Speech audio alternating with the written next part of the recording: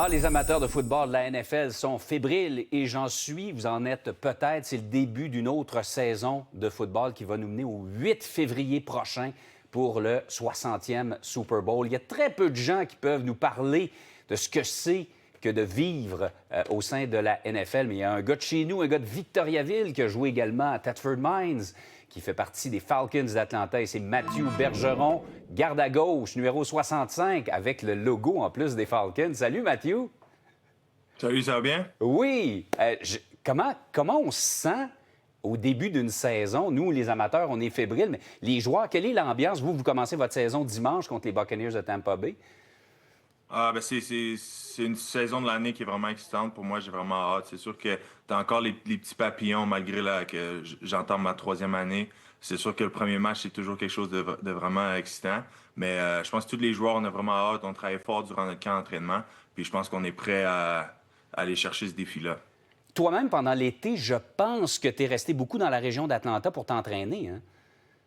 Ouais, je suis resté dans la région d'Atlanta pour m'entraîner durant l'été, entre notre camp de printemps et notre camp d'été. Je pense que c'était quelque chose qui m'a beaucoup aidé. Puis je pense que juste rester dans le building, rester avec les coachs, mes préparateurs physiques, tout ça, je pense que c'est la meilleure chose pour moi. Puis je pense que je me sens vraiment prêt pour la saison là, qui s'entame dimanche.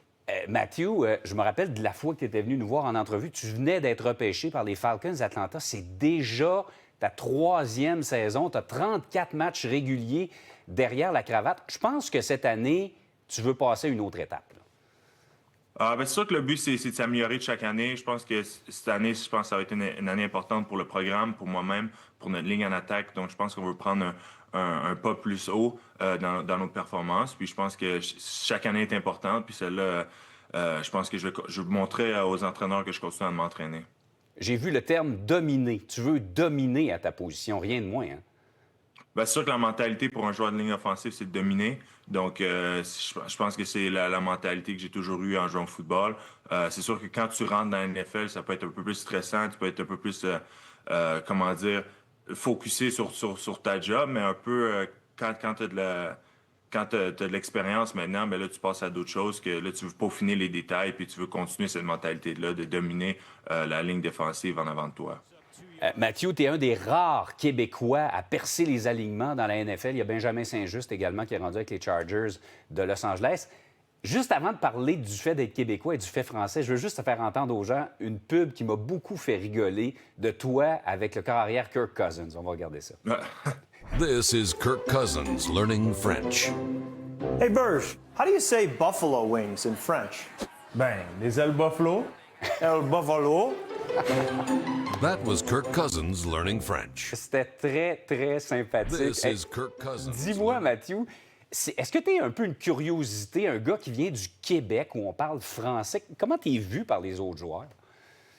C'est sûr qu'en étant aux États-Unis, ça va faire maintenant, je pense que j'entends ma septième année ici aux États-Unis, donc j'ai perdu un peu mon accent, mon anglais s'en vient quand même pas pire. Donc les gens, quand ils me rencontrent, ils savent pas vraiment que ma première langue, c'est le français. Donc quand je leur apprends ça, c'est toujours une conversation quand même assez intéressante. Puis les gens ont des questions. Puis tu sais, j'aime ça promouvoir le Québec. Puis je pense qu'on a une belle culture. Puis je pense que le français, c'est une langue vraiment belle. Donc je continue d'être fier. Puis je continue de représenter le Québec. Wow, c'est de la musique à nos oreilles, ça. Hey, Mathieu, je sais que tu avais une relation d'amitié avec le porteur de ballon, Bijan Robinson, qui est un des meilleurs de la NFL, d'ailleurs.